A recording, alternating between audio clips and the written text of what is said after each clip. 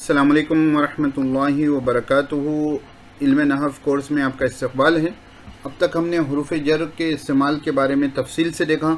हमने बा के मानी तफसील से देखे और उसके बाद जो है ता है, लाम है, काफ है और मिन के मानी हमने तफसील से देखे। आज हम शुरू करते हैं इला से।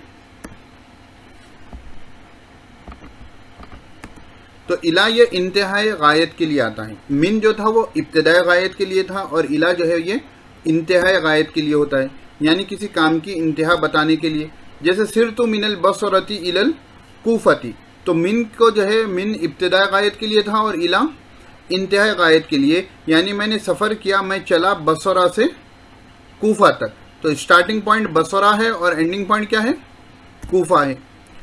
इसी तरह जो है इला जो है मा के मायने में भी कभी इस्तेमाल होता है। जैसे फ़क़्सिलू वुजूहकुम व अयदियकुम इलल मराफ़िक़ि अय मअल मराफ़िक़ि।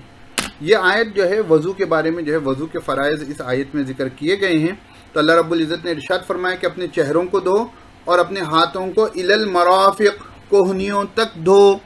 तो यहाँ पर इला जो है मा के मायने में है, यानी अपने हाथों को मअल मराफ़िक़ कोहनियों के साथ धो। आप कोहनी धोते ना, हाथ में ने कोहनी को छोड़ देते हैं, कोहनी को धोते हैं ना। तो यहाँ इलल मराफ़िक़ अय मअल मराफ़िक़, ये अय जो है ये हुरूफ़ तफ़सीर है। ये अय क्या है? ये हुरूफ़ तफ़सीर है, ठीक है ना, आगे आएगा इसका बयान। तो यहाँ हमारी बात आयत का टुकड़ा ख़त्म हुआ। यहाँ पर हमने इलल मराफ़िक़ के बारे में वजाहत की। तो इला दो मायने में है, कभी इंतहाई गायत के लिए आता है और अक्सर इंतहाई गायत ही के लिए होता है, कभी कभी मा के मायने में भी इस्तेमाल हो जाता है। उसके बाद है हमारा हत्ता। ये भी इंतहाई गायत के लिए इस्तेमाल होता है। जैसे इला इस्तेमाल होता है, इसी तरह हत्ता भी इस्तेमाल होता है। निमतुल बारिहता हत्तस सबाही। निमतुल बारिहा, बारिहतुन कहते हैं गुज़श्ता रात, लास्ट नाइट। लास्ट नाइट, गुज़श्ता रात के बारे में कुछ बात कहना हो तो हम लफ्ज़ इस्तेमाल करते हैं अल बारिहता। तो निमतुल बारिहता हत्तस सबाही, मैं कल रात सोया यहाँ तक के सुबह हो गई, यानी मैं कल रात सुबह तक सोया। हत्ता का तर्जुमा हम यही करते हैं ना, यहाँ तक के। तो निमतुल बारिहता हत्तस सबाही, मैं कल रात सोया, कब तक? सुबह तक। मैं सोया तो सुबह में नींद उछाल। आप ये कह सकते हैं कुमतुल बारिहता हत्तस सबाही, मैं कल रात बेदार रहा हत्तस सबाही, सुबह होने तक। सिरतुल बलद हत्तस सूक़ी, मैं शहर में चला यहाँ तक के बाजार पहुँच गया। मैं शहर में चला बाजार तक, यानी शहर में मैंने घूमना फिरना शुरू किया और बाजार तक मैंने चला है। उसके बाद कह रहे हैं कि हत्ता का जो दूसरा मायना इस्तेमाल होता है, माँ के मायने में भी बकसरत इस्तेमाल होता है। जैसे कदीमल हुज्जाजु हत्तल मशात, हाजी लोग पैदल चलने वालों के साथ आ गए। तो यहाँ पर हत्तल मशात, यहाँ हत्ता किसके मायने में है? माँ के मायने में। इसमें उतना आपको समझ में नहीं आएगा, अगली मिसाल देखिए अच्छे से समझ में आएगा। क़राअतु वर्दी हत्तद दुआई अय मअद दुआई, मैंने अपना वजीफ़ा पढ़ा दुआ के साथ। सॉरी, हत्तद दुआई अय मअद दुआई, दुआ के साथ। इसको आप नॉर्मल भी तर्जुमा करना चाहें तो मफ़हूम में उतना असर पड़ेगा नहीं, लेकिन क्योंकि माँ के मायने में तर्जुमा अच्छे से होता है इसलिए माँ का जिक्र यहाँ पर किया गया है। मैंने अपना वजीफ़ा पढ़ा, यहाँ तक कि मैंने दुआ भी पढ़ ली। तो माँ दुआई का मतलब वो भी हो सकता है। ये बात याद रख लेना। देखो हत्ता के बारे में ये बात याद रख लेना, हत्ता के बारे में ये बात याद रख लेना। हत्ता इसमें ज़ाहिर पर दाखिल होता है, इसमें ज़मीर पर दाखिल होना शाज़ है। हत्ता किस पर ज़ाहिर होता है? इसमें ज़ाहिर पर, यानी नाउन जो होंगे उस पर हत्ता दाखिल होगा, अस्मा पर हत्ता दाखिल होगा, ज़मीरों पर हत्ता दाखिल नहीं होगा। ज़मीर बोले तो आपका प्रोनाउंस, ज़मीरों पर हत्ता का इस्तेमाल नहीं होगा। हत्ता का इस्तेमाल जो होगा वो इसमें ज़ाहिर पर होगा। उसके बाद हमारा भाई आते हैं फ़ी। फ़ी जो है ज़रफ़ियत के लिए इस्तेमाल होता है। अक्सर तो फ़ी का इस्तेमाल ज़रफ़ियत ही के लिए होता है। जैसे ज़ैदुन फ़िद्दारी, ज़ैद घर में है। अलमाउ फ़िल कौज़ी, माल पानी कोज़े में है। तो ये क्या हो गया? ज़रफ़ियत कहाँ पर है बताने के लिए। कभी कभी अला के मायने में भी मुस्तअमल होता है, ये अहम है नहीं। अला के मायने पर भी हम फ़ी आते कि हम तर्जुमा करते हैं में, लेकिन यहाँ बताया जा रहा है कि ये कभी अला के मायने में भी इस्तेमाल होता है।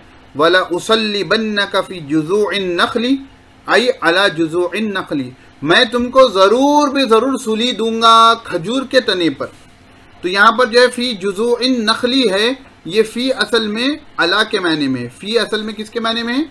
देखो खजूर के दरख्त के अंदर कोई सुलू नहीं देता, खजूर के तने के ऊपर लटकाता है, अंदर नहीं लटकाता। तो यहाँ फ़ी जुज़ूइन नखली आई अला जुज़ूइन नखली मायने होंगे।